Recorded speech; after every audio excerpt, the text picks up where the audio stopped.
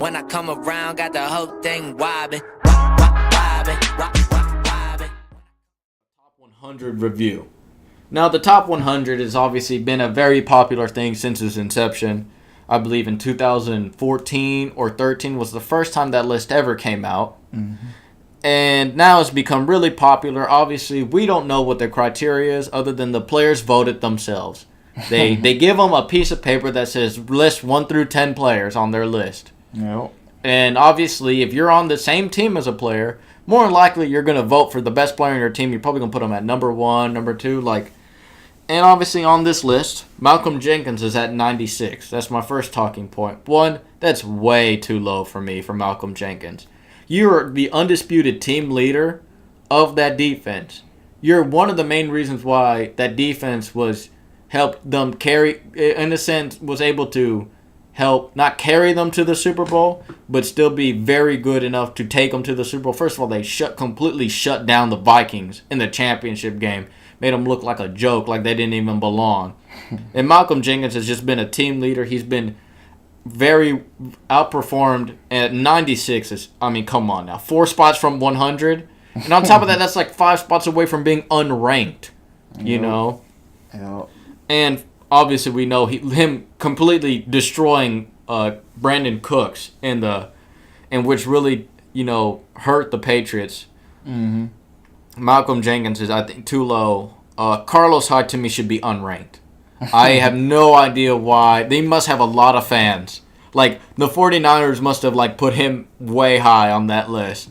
Because, to me, Carlos Hyde is just so inconsistent. He only plays the first, 2 weeks to 4 weeks of the season. Then all of a sudden, he just doesn't play anymore after that. Carlos Hyde is not really didn't really jump out to me as a top 100 because player. he's been in the league for 3 years now, and I don't believe he's only had maybe one 1,000-yard season, and 1,000 yards is not that hard to gain. Now granted, I'm not a running back, I don't play in the NFL, but if you were to average it, how many yards a game you need 62 yards a game. He can't manage to do that. Kirk Cousins is at 94. To me, it's either the Eagles, the Cowboys, and the Giants other players must have not liked him at all. And and not 94. Kirk Cousins, ever since he was named the starter at the Redskins, he's thrown for 4,000 yards every year. Wow. And granted, now it's been a passing league. Granted, that's the norm, but 4,000 yards is still every year. There's some quarterbacks who can't even do that consistently. And if you look at his weapons that he's had, they're like, oh, well, he's had Deshaun Jackson. Deshaun Jackson was not the same as the Eagles' Deshaun Jackson when he came there. Yep. Pierre Garçon also wasn't what he was at the Colts when Peyton Manning made him out to be somebody. And Vernon Davis, yeah, he has him there. Vernon Davis was nowhere near how he was with the 49ers as well, too. Yep. And they have almost little to no running game there and it all goes through them. Now their best weapon is Reed, that tight end they have from Florida, and he's injured every year. He's out for 10 games at least, and so he makes guys like Jamison Crowder and stuff like that look good. And so I think the Vikings got almost a steal, because I'm telling you, he's going to be a top 5 quarterback next year. You think so? Because he goes from Jamison Crowder, Vernon Davis, and have little to no other receivers on the team that I can't name, to be honest, because that's how unknown these guys are. To Stephon Diggs, who got listed on this list at 65, and Adam Thielen, Kyle Rudolph, and Dalvin Cook. Instantly better offense, and look at the defense that's behind him as well, too. Most people, and then also, Stephon Diggs and Adam Thielen led the league in combined yards by a duel and combined touchdowns. And that was with Case Keenum. Now they have a consistent 4,000-yard passer on their team. He may throw for 5,000 easily now.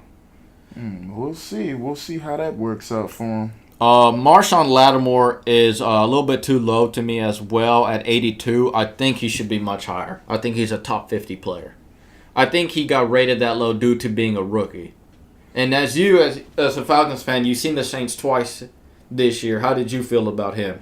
I thought he did really well. There were some people trying to say, "Oh, he shut down Julio Jones in that first matchup between them," but I beg to differ. He played a good game. He did have an interception, but the ball was a terrible throw straight to him. So but hey, I'm not gonna take credit away from Marshawn Lattimore. Great corner. I've seen him get in the heads of wide receivers. He got into the head of Mike Evans against the Tampa Bay Buccaneers, and he's definitely going to be a great corner for them in the future. He's a very great, in a sense, a good cover corner already as is, but he's more a very good turnover machine. That's one of the things he puts his team in a very good position in order to turn over the ball. And first of all, turnovers is a great thing. Now, I would like to look up in his touchdown to turnover ratio, because a guy on this list, Marcus Peters, is at 79. And I don't understand how you could be that low already, and your career numbers are almost through the roof already for a touchdown interception ratio. But the problem is with him is his rookie year he had 8 to 9 interceptions as a rookie. That's some people's career right there. Yeah. And but the problem is he almost was one of the receivers that gave up corners that gave up the most touchdowns to receivers.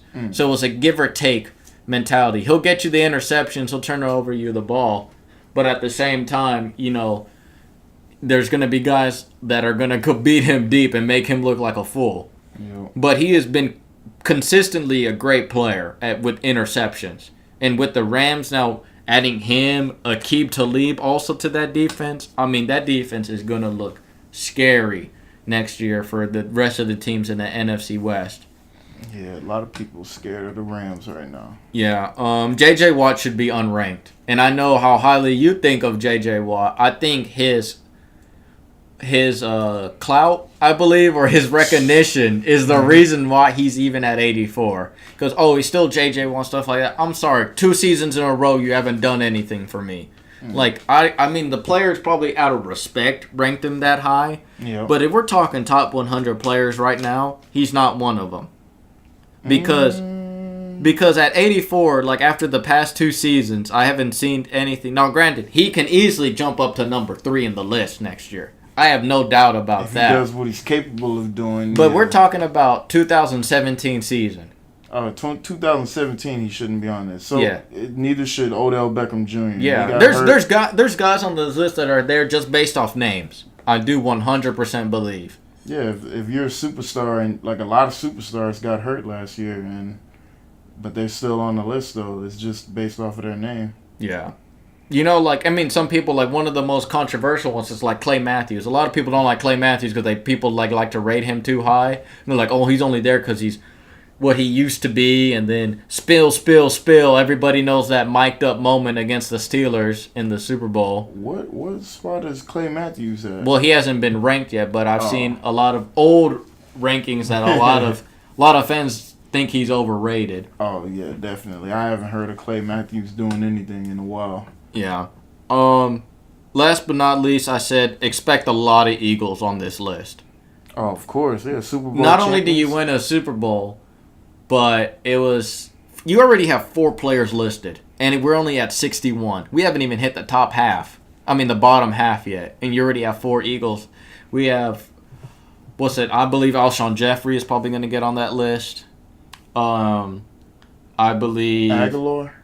No. I don't think so at all. The argument that you told me was, do you think is Nick Foles going to be on the list? Nick Foles should be on the list, and he's not even the best quarterback on this team. So that's how you know there's going to be some... Oh, what's the running back's name? Jay Ajayi. Jay Ajayi is going to be on there. Brent Selleck was a bit underrated too, and Zach Ertz. No, Zach Ertz, my bad. Zach Ertz was the one that was a bit underrated on this. He was already listed, I believe, in the 80s. Fletcher Cox. Fletcher and Zach Ertz back to back. But and then the highest ranked player is probably going to be Carson Wentz. Number 1? Not number 1 overall, but the highest ranked out of the Eagles is going to be him. Yeah, I can see that. And it's going to be so tough for him because the Eagles fans are one of the most dedicated fan base, and they've not won a Super Bowl ever. And they finally win one, and it's with Nick Foles. And Carson Wentz has to now come in with this team who he took 13-3, pretty much him. Yep. And he says, listen, we won a Super Bowl with Nick Foles, all right? That means you should win 3 of them easily. He's definitely got some pressure because, granted, he was having an amazing season till he got hurt, but he was hurt, so he didn't win it, and Nick Foles won it, so he's definitely got some pressure. And I also believe it's 100% smart that the Eagles kept Nick Foles as a backup. Because, remember, Carson Wentz may not be ready until maybe week 4 in the season, so you might as well keep a guy you won a Super Bowl with and stuff like that.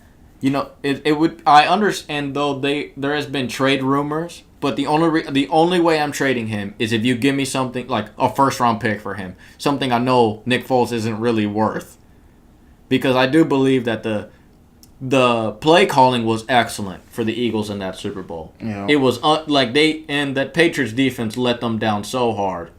Like Nick Foles had a great. He was great in the playoffs altogether. He shredded that number 1 defense in the Vikings in the playoffs, 38-7. Yeah, like nothing. I feel like they could have definitely got some good value for him. Like if there's any time to trade him, it's like right after that Super Bowl because you can get the most for him right after because he's a Super Bowl MVP. Teams are gonna want this guy. You know they're gonna be willing to give up, and he's not even your best quarterback. So you could definitely get some good things for. I think you may see him being traded at the trade deadline.